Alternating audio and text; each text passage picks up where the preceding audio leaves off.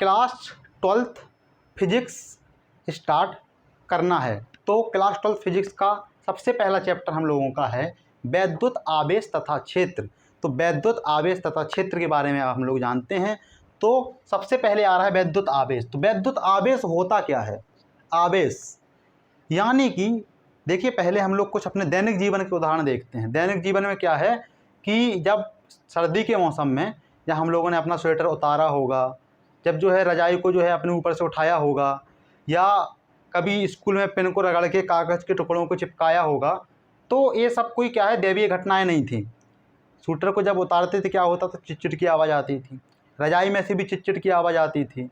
और जब पेन को रगड़ के कागज़ के पास ले जाते थे तो कागज़ के टुकड़े उसमें चिपक जाते थे। तो ये सब कोई क्या नहीं थी, दैवीय घटनाएं नहीं थी। और साइंस के स्टूडेंट हैं तो हर एक दैवीय घटना को साइंस की दृष्टि से देखना पड़ेगा। यहाँ तक कि उन सब चीज़ों को भी जब ब्रह्मा जी जो है कोई वस्तु वहाँ पे प्रकट कर देते थे, तो वहाँ पे भी हम लोगों को एक छोटी सी थिंकिंग जनरेट करनी चाहिए कि क्या पता वहाँ पे उनके पास ऐसा कोई फार्मूला रहा हो, इतनी एनर्जी उनके पास रही हो कि वो एनर्जी को द्रव्यमान में कन्वर्ट कर सकें। अभी तक तो ऐसा नहीं हुआ है कि एनर्जी को किसी ने द्रव्यमान में कन्वर्ट कर दिया हो, लेकिन ऐसा क्या पता उनके पास फार्मूला तो हम लोगों के पास, इक्वेशन तो है हम लोगों के पास, E = mc²। और हम लोगों ने द्रव्यमान से एनर्जी तो कन्वर्ट की है नाभिकीय विखंडन क्रिया में, बिल्कुल की है। लेकिन हम लोगों ने अभी तक एनर्जी से द्रव्यमान कन्वर्ट नहीं किया है। हाँ, ये ज़रूर है कि कहीं पे बहुत तेज़ी से एनर्जी आती है तो वहाँ पे हम लोगों को ऐसा महसूस होता है कि वहाँ द्रव्यमान है, लेकिन एक्चुअली है नहीं। ऐसा कोई प्रूव नहीं आया है कि ऐसा होता है, ठीक है। तो एक्चुअली क्या कहेंगे कि हम लोग क्या पता उनके पास ऐसा रहा हो, इसलिए वो भगवान हैं, ठीक है, कि प्रकट कर देते हो, एनर्जी रही हो, तुरंत इक्वेशन लगाए और एनर्जी से द्रव्यमान यानी शंख बना दिए, धनुष का बाण कोई बना दिए, ठीक है। ऐसा हो सकता है। लेकिन चलो अभी ये अलग से चैप्टर है, हम लोगों को क्या करना है, स्टडी करनी है वैद्युत आवेश तथा क्षेत्र के बारे में। तो वैद्युत आवेश क्या होता है? वैद्युत आवेश किसी द्रव्यमान का वह गुण है जिस गुण के कारण वह द्रव्यमान किसी दूसरे द्रव्यमान की वस्तु को अपनी ओर आकर्षित या प्रतिकर्षित करती है, ठीक है। यानी कि गुण है, आवेश कोई वस्तु नहीं है। आवेश क्या है? एक गुण है जो किसी द्रव्यमान के ऊपर होता है। यानी आवेश होने के कारण, ये नोट डाल लीजिए कि आवेश होने के कारण हमें हमेशा द्रव्यमान की आवश्यकता होगी, ठीक है। अब वैद्युत आवेश की डिफिनीशन भी आप लोग अपने मन से ही लिखेंगे, नोट्स बना रहे होंगे कि वैद्युत आवेश क्या होगा। किसी द्रव्यमान का वह गुण जिसके द्वारा वह वस्तु किसी दूसरी वस्तु को अपनी ओर आकर्षित या प्रतिकर्षित करती है। अच्छा, आवेश का मात्रक क्या होता है? आवेश का मात्रक होता है कूलाम। और आवेश को हम लोग लिखते हैं कैपिटल क्यू से। आवेश को कैपिटल क्यू से लिखते हैं।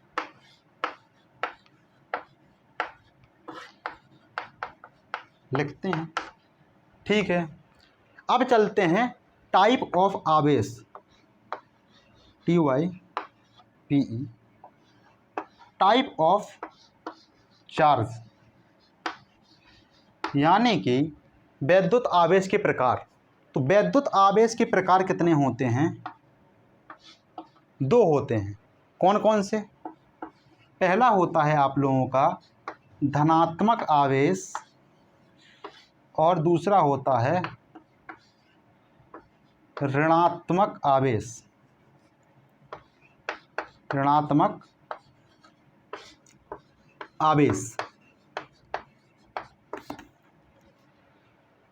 अब एक कहानी सुनाने जा रहे हैं, जिससे आप लोगों को ये पता चलेगा कि धनात्मक और ऋणात्मक आवेश जब डिसाइड किया गया था, किस हिसाब से डिसाइड किया गया था। तो चलो चलते हैं कहानी के ऊपर। क्या हुआ कि एक बार हम थे और हमारे सामने एक आदमी और था। तो हमने क्या किया, हमारे पास था एक जो है रेशम का कपड़ा और एक कांच की छड़। क्या था, इसको थोड़ा रफ कर देते हैं, यहाँ पे समझाते हैं कि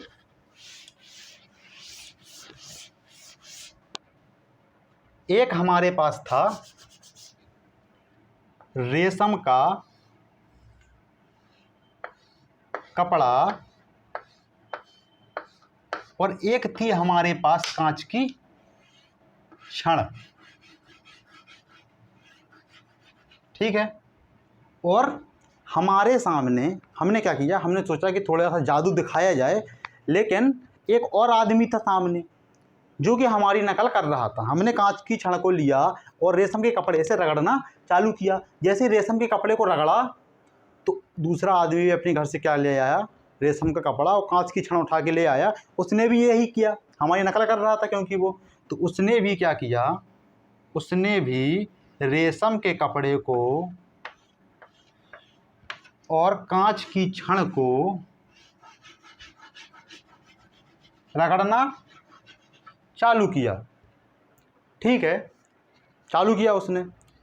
फिर क्या हुआ कि थोड़ी देर बाद उस आदमी ने उसके ऊपर खुरापात सूझा, उसने हमारे ऊपर वो रेशम का कपड़ा फेंक दिया। रेशम का कपड़ा उसने हमारे ऊपर फेंक दिया। अब हमें जादू दिखाने का शौक़ था और हमें वो चांस मिल गया कि चलो लोगों को कुछ दिखाया जाए। हमने दूर थोड़ा किया और थोड़ी दूरी पर रेशम का कपड़ा जा रहा था और वो क्या हुआ, कांच की छड़ से चिपक गया। लोग भी जो है प्रसन्न हो गए कि ये कैसे हुआ। उस समय तक समझ लो कि साइंस डेवलप नहीं हुई होगी और जो है क्या नहीं हुआ होगा, लोग नहीं जानते होंगे वैद्युत आवेश के बारे में। कोई वहाँ पे स्टूडेंट साइंस का नहीं रहा होगा, कोई ने हमसे कुछ नहीं कहा। और जब वो चिपक गया तो अब जो दूसरा सामने वाला व्यक्ति था वो क्या था कि वो साइंस का स्टूडेंट था, लेकिन उसे इस बारे में कुछ पता नहीं था। उसे बड़ा अजूबा लगा। अब वो घर गया और उसने क्या किया, उसने देखा कि सेम उसने 2 रेशम के कपड़े लिए और 2 कांच की छड़ें ली और बैठ गया जो है सोचने के लिए। उसने रगड़ा इन दोनों को, इसको कांच की छड़ को और रेशम को, और देखा कि जब रेशम के कपड़े और रेशम के कपड़े को एक दूसरे के पास ले गया तो इन्होंने क्या किया, एक दूसरे को प्रतिकर्षित कर दिया। और जब कांच की छड़ और कांच की छड़ को अपने एक दूसरे के पास ले गया तो कांच की छड़ और कांच की छड़ ने भी एक दूसरे को प्रतिकर्षित कर दिया। और ये वाला एक्सपेरिमेंट तो उसने देखा ही था कि कांच की छड़ और रेशम के कपड़े को अगर पास में ले जाएंगे तो ये दोनों एक दूसरे को आकर्षित कर लेंगे। अब यहाँ से कंक्लूजन निकालना बहुत जो है कठिन हो रहा था कि कौन से को धनात्मक आवेश माना जाए और कौन से को ऋणात्मक आवेश माना जाए। क्यों? क्योंकि जो हमारा रेशम के कपड़े के ऊपर आवेश था उसने अपने लॉजिकल दिमाग लगाया। ठीक है, इंसान है तो शुरुआत में लॉजिकल दिमाग लगाएगा। उसने सोचा कि अगर रेशम के कपड़े और कांच की छड़ के ऊपर अलग अलग आवेश है, यानी इसके ऊपर ऐसा आवेश है जो किसी दूसरी वस्तु को अपनी ओर आकर्षित करता है और रेशम के कपड़े के ऊपर ऐसा आवेश जो किसी दूसरी वस्तु को अपनी ओर प्रतिकर्षित करता है, तो फिर ये कैसे हो रहा है कि ये दोनों एक दूसरे को आकर्षित क्यों कर रहे हैं। ये बात उसके समझ में नहीं आ रही थी। अब उसने क्या किया, उसने कोई नाम देना चालू किया। ठीक है, उसने कहा कि हम इन सबको नाम देते हैं। और उसने कंक्लूजन क्या निकाला कि जो रेशम के कपड़े के ऊपर आवेश था उसको नाम दिया धनात्मक आवेश। धनात्मक आवेश को पॉजिटिव से लिख रहे हैं और रेशम के कपड़े के ऊपर जो आवेश था उसके ऊपर ऋणात्मक आवेश होता है, चलो ऋणात्मक आवेश। और कांच की छड़ के ऊपर जो आवेश था उसके ऊपर था धनात्मक आवेश। देखना, रेशम के कपड़े के ऊपर ऋणात्मक और इसके ऊपर धनात्मक। जब ऋणात्मक और ऋणात्मक यानी कपड़े और कपड़े को पास में लाए थे, कपड़े और कपड़े को पास में लाए थे तो उसने क्या किया था, एक दूसरे को प्रतिकर्षित किया था। क्या किया था? प्रतिकर्षित। और जब हम लोग कांच की छड़ को पास में लाए थे, यानी धनात्मक धनात्मक को पास में लाए थे, तब भी प्रतिकर्षित हुआ था। ठीक है। और जब हम लोग कपड़े को और छड़ को पास में लाए थे, यानी नेगेटिव और पॉजिटिव को पास में लाए थे, तो इसने एक दूसरे को क्या किया था, आकर्षित किया था। क्या किया था? आकर्षित। यानी कि ऋणात्मक ऋणात्मक और धनात्मक धनात्मक सजातीय हैं, क्योंकि एक ही जाति के हैं ऋणात्मक ऋणात्मक, और धनात्मक धनात्मक एक ही जाति के हैं, तो हम लोग कहेंगे कि सजातीय आवेश एक दूसरे को प्रतिकर्षित करते हैं और विजातीय आवेश एक दूसरे को आकर्षित करते हैं। एक कंक्लूजन निकल के आया। तो टाइप ऑफ चार्ज के बाद ये आप लोग कंक्लूजन लिख लेंगे कि सजातीय आवेश एक दूसरे को प्रतिकर्षित करते हैं और विजातीय आवेश एक दूसरे को आकर्षित करते हैं। ठीक है, अब चलते हैं हम अपने अगले टॉपिक पे। और अगला टॉपिक हम लोगों का क्या होने वाला है कि आवेश के गुण।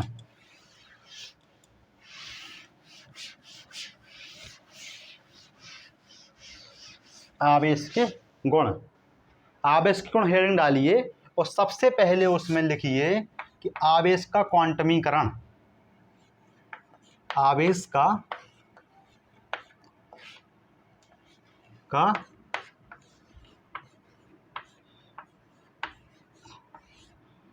क्वांटमीकरण।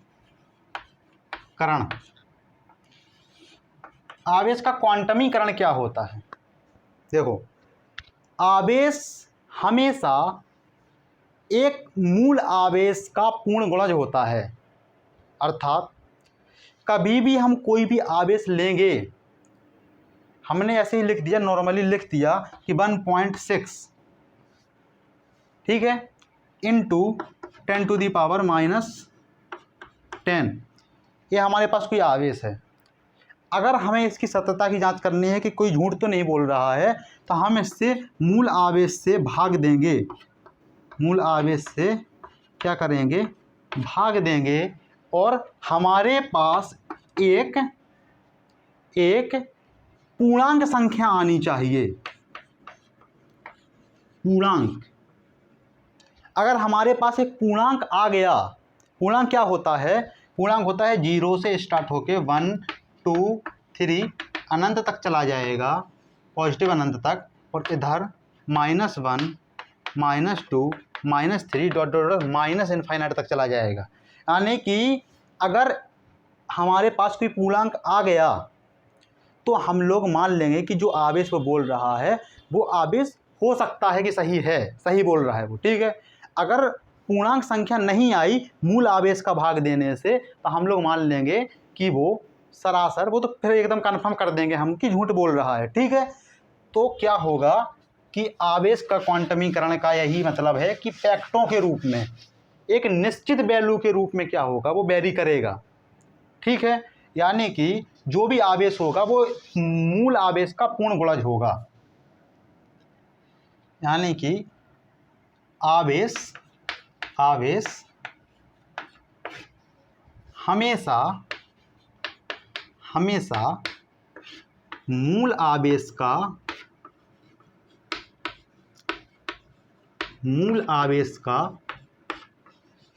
पूर्ण गुणज होगा। पूर्ण गुणज होगा। अब मूल आवेश क्या होता है? ये तो समझ गए कि पूर्ण गुणज होगा। मूल आवेश क्या होता है? मूल आवेश, तो मूल आवेश, अब हम बताएंगे आपको, लिख लेना अपने मन से कि इलेक्ट्रॉन जो आवेश अपने ऊपर धारित करता है, यानी इलेक्ट्रॉन के ऊपर जो आवेश धारण होता है वही क्या होता है? मूल आवेश होता है। अब देखना, किसी वस्तु से इलेक्ट्रॉन ही निकलेंगे तभी वो वस्तु क्या होगी? धनात्मक होगी, और जिसमें इलेक्ट्रॉन जाएंगे वो वस्तु ऋणात्मक होगी। इलेक्ट्रॉन ही जिम्मेदार है आवेश को प्रोड्यूस करने में, ठीक है। इलेक्ट्रॉन क्या है?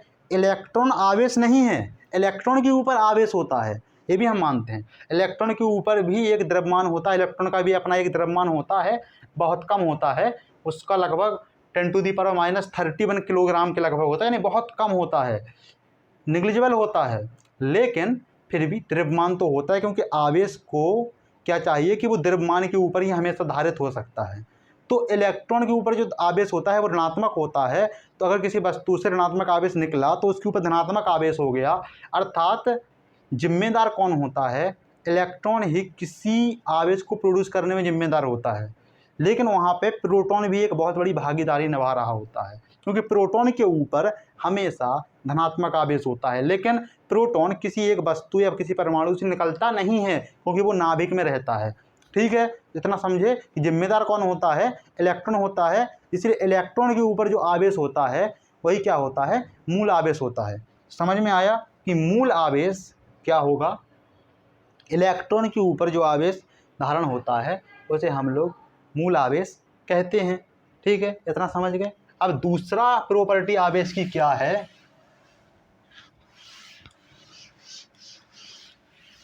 कि आवेश हमेशा संरक्षित होता है। क्या होता है? आवेश हमेशा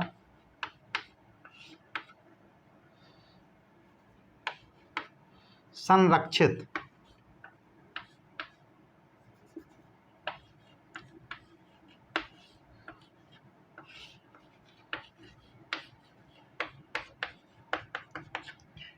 देखो, दूसरा प्रॉपर्टी डाल लेंगे कि आवेश हमेशा संरक्षित होता है। आवेश संरक्षण का सिद्धांत आप लोगों के एग्जाम में आ सकता है कि आवेश का संरक्षण का सिद्धांत क्या होता है। आवेश को ना तो उत्पन्न किया जाएगा ना ही आवेश को नष्ट किया जाएगा, यानी कि ना तो आवेश उत्पन्न होता है ना ही नष्ट होता है। फिर क्या होता है? आवेश हमेशा स्थानांतरित होता है। कैसे? किसी वस्तु से इलेक्ट्रॉन निकले दूसरी वस्तु में गए, इलेक्ट्रॉन का स्थानांतरण हुआ, इलेक्ट्रॉन के साथ आवेश का भी स्थानांतरण हुआ।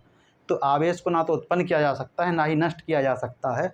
और एक बहुत, अगर कोई दिमाग लगाएगा तो एक कॉन्सेप्ट इसमें कोई बच्चा सवाल पूछ सकता है कि जब हम किसी आवेश को, किसी वस्तु में क्या होते हैं, इलेक्ट्रॉन भी होते हैं और प्रोटॉन भी होते हैं, तो जब किसी वस्तु को हम लोग E=mc² लगा करके, E=mc² लगा करके किसी द्रव्यमान को एनर्जी में कन्वर्ट करेंगे तो एनर्जी का आवेश तो जीरो होगा, क्योंकि वहाँ द्रव्यमान नहीं होगा।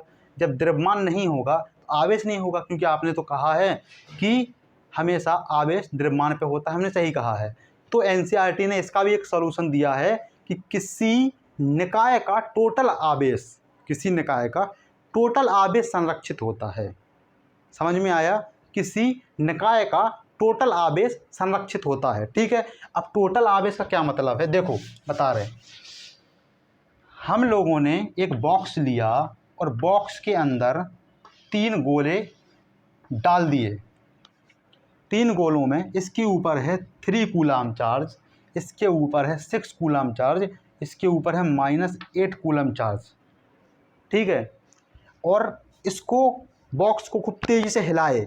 ठीक है, जब खूब तेज़ी से इसको हिलाए तो अब जाहिर सी बात है कि घर्षण होगा, एक दूसरे से टकराएंगे तो आवेश या इलेक्ट्रॉन एक दूसरे में ट्रांसफ़र होंगे, तो क्या होगा, आवेश इन दोनों का अलग अलग होगा। ठीक है, तो जब इनको हिलाने के बाद हम रखें तो एक के ऊपर आ जाएगा, एक के ऊपर आ गया समझ लो 1 कूलम चार्ज, एक के ऊपर आ गया 3 कूलम चार्ज। तो अब एक के ऊपर क्या आवेश होगा इसको निकालना है। ठीक है, तो मान लो कि इसके ऊपर x कूलम आ गया। मान लो मैथ के बच्चे हो, नहीं हो बायो के बच्चे हो तो कोई बात नहीं, देखो वैसे भी कम बच्चे हैं तो बायो के बच्चे ही बुरा नहीं मानेंगे, वही बुद्धिमान होते हैं। ठीक है, जरूर थोड़ा सा कम होते हैं लेकिन होते हैं, वो भी होते हैं, क्यों नहीं। किसी का जो है सपना होता है डॉक्टर बनना, तो वो बायो लेते हैं। देखो कैसे करना है कि 3 + 6 - 8 बीजगणितीय योग के हिसाब से लगा लेंगे। 3 + 6 - 8 इक्वल टू करेंगे 1 + 3 + x। यहाँ से x की वैल्यू हम लोगों को फाइंड करनी है। कितनी आएगी? 6 3 9 में से 8 जाएगा 1 बराबर 134 + x बराबर आ गया -3। ठीक है, इतना कैलकुलेशन आप लोग जानते हैं। तो x का मान कितना आ गया? -3 आ गया। कैसे? यानी इसका, इस बॉक्स के अंदर टोटल चार्ज कितना था? 1 था, तो इसका भी टोटल चार्ज 1 ही होना चाहिए। ठीक है, यही एक निकाय है। ये क्या है? पूरा एक सिस्टम क्या था? एक ये निकाय था, ये दोनों क्या था? एक निकाय था। और इस निकाय का टोटल चार्ज, इसको कुछ भी कर देंगे, हमेशा 1 कूलम ही रहेगा। ठीक है, इस बात को आप लोग समझे होंगे। अब आगे चलते हैं हम लोग। आवेश के संरक्षण का सिद्धांत हो गया, क्वांटमीकरण हो गया, तो लगभग आवेश की गुण तो जो है ख़त्म हो गए। अब हम लोग देखते हैं एक छोटा सा जो है विद्युतदर्शी एक यंत्र होता है। क्या होता है? विद्युतदर्शी एक यंत्र होता है। वो इस प्रकार होता है। उसका क्या उपयोग होता है? उपयोग होता है कि किसी वस्तु के ऊपर आवेश होता है या नहीं, अगर उसके ऊपर आवेश है तो उसका पता कैसे करेंगे कि इसके ऊपर आवेश है। तो ये सवाल आप लोगों के में आता है उसकी क्रिया विधि रचना वगैरह बताने के लिए। तो देखो बता ही दे रहे हैं कि एक बॉक्स इस तरह हम लोग लेंगे, कांच का बॉक्स रहेगा, यहाँ पे हम लोग क्वार्ट लगाएंगे, ठीक है, कॉर्क, और इसमें एक सिल्वर की छड़ रहेगी, ठीक है, चालक छड़ रहेगी, किसी भी चालक की छड़ ले लेंगे, और हम लोग 2 पत्ती लगाएंगे, ठीक है, पास पास एकदम पतली। और ये पत्ती किसकी रहेंगी, ये एकदम पतली पत्ती रहेंगी, ये रहेंगी सोने की, किसकी, गोल्ड की, गोल्ड की पतली सी पत्ती रहेंगी। अब हम लोगों को क्या करना है, अगर पता करना है कि किसी के ऊपर, किसी वस्तु दूसरी वस्तु के ऊपर आवेश है या नहीं है, तो हम लोग उस वस्तु को इससे टच कराएंगे। मान लो किसी के ऊपर पॉजिटिव चार्ज है, जब हम इसको टच कराएंगे तो क्या होगा कि इसमें भी पॉजिटिव चार्ज चालन है, चालक है ये, तो आवेश क्या होगा, इसमें फ्लो होगा। जब होगा तो अब दोनों ही सोने की पतली पतली छड़ें हैं, तो दोनों ही जो हमारी ये जो पतली पतली जो प्लेटें हैं छोटी छोटी, इन दोनों में ही पॉजिटिव चार्ज आएगा, और पॉजिटिव पॉजिटिव क्या करेगा, एक दूसरे को प्रतिकर्षित करेगा। तो थोड़े समय बाद हम लोग देखेंगे, थोड़े समय बाद, कि क्या हो जाएगा कि जो यहाँ पे टच है और ये जो है क्षण है, थोड़े समय बाद देखेंगे कि ये जो पत्तियाँ हैं ये एकदम दूर दूर हो जाएंगी, ठीक है, ये पत्तियाँ क्या होंगी, फैल जाएंगी, दूर दूर हो जाएंगी, यानी कि प्लस प्लस चार्ज एक दूसरे को प्रतिकर्षित करता है, तो उसी का है पता चल जाएगा कि जो वस्तु हम इससे टच किए हैं वो वस्तु क्या है, आवेशित वस्तु है। ऋणात्मक वस्तु भी होती तब भी क्या होता, नेगेटिव नेगेटिव भी एक दूसरे को प्रतिकर्षित करता है, तब भी ये पत्तियाँ क्या होती, फैल जाती, ठीक है। तो अब इतना जो है हम लोगों को पता चल गया कि इसकी क्रिया विधि आप लोग लिख लेना कि एक कांच का बॉक्स लेंगे, उसमें एक क्वार्ट लगाएंगे, और ऊपर से जो है एक छड़ सिल्वर की लेंगे, उसमें सोने की पतली पतली 2 पत्तियाँ लगाएंगे, और चित्रानुसार पत्तियाँ लगाएंगे। कोई वस्तु को जब उस चालक में टच करेंगे तो पत्तियाँ फैल जाएंगी, तो हमें पता चल जाएगा कि उसके ऊपर चार्ज है। बस इतना जो है उसकी क्रिया विधि लिख लेना, आसान सी चीज़ है। अब चलते हैं कि हम लोग किसी वस्तु को आवेशित कैसे करें, आवेशित किसी वस्तु को कैसे कर सकते हैं। तो 3 विधियों के द्वारा हम लोग कर सकते हैं। पहली विधि होती है घर्षण के द्वारा, ठीक है, कि 2 वस्तुओं को आपस में घर्षण करेंगे तो एक वस्तु के इलेक्ट्रॉन दूसरे में ट्रांसफ़र हो जाएंगे। तो एक वस्तु जिससे इलेक्ट्रॉन निकलेंगे, जिसमें इलेक्ट्रॉनों की कमी होगी, उसके ऊपर धनात्मक आवेश, और जिसमें इलेक्ट्रॉन जाएंगे उसके ऊपर ऋणात्मक आवेश आ जाएगा। दूसरी विधि हम लोगों की होती है चालन द्वारा, यानी किसी उदासीन वस्तु में हम लोग किसी आवेशित वस्तु को टच कराएंगे तो जिसमें आवेश है वो उदासीन वस्तु को भी आवेशित कर देगा, क्योंकि चालक है, और चालक में क्या होता है, आवेश ट्रांसफ़र होता है। तीसरी विधि होती है प्रेरण द्वारा, यानी प्रेरण क्या होता है, यही आप लोगों को समझना मुख्य क्या है उद्देश्य, और आपके सिलेबस में भी प्रेरण द्वारा है। तो दोनों तो आप लोग समझ लोगे।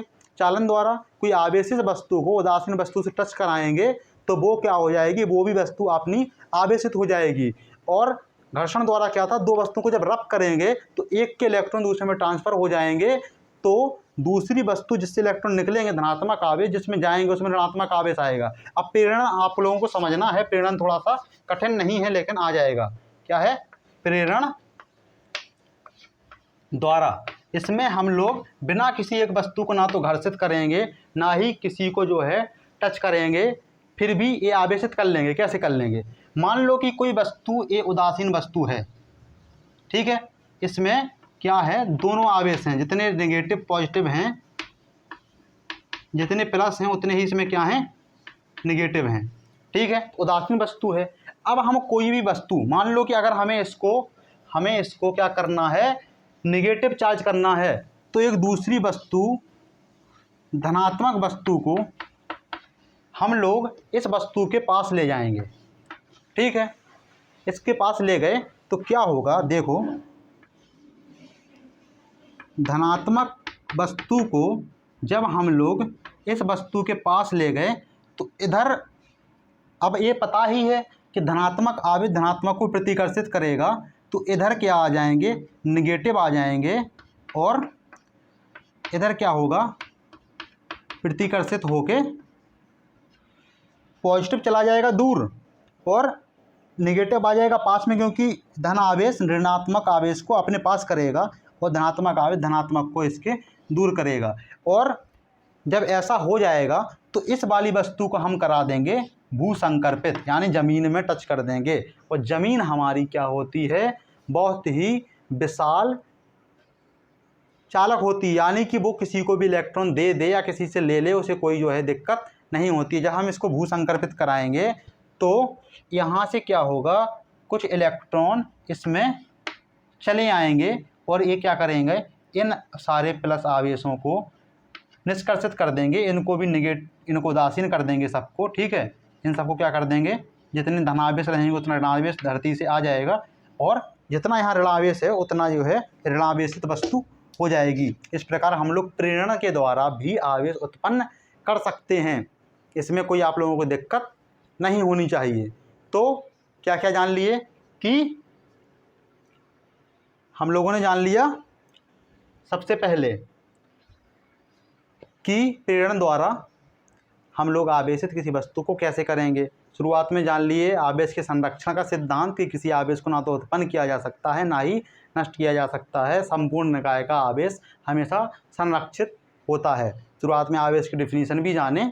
तो आज के लिए बस जो है इतना ही, मिलते हैं अगले लेक्चर में, ठीक है, बस।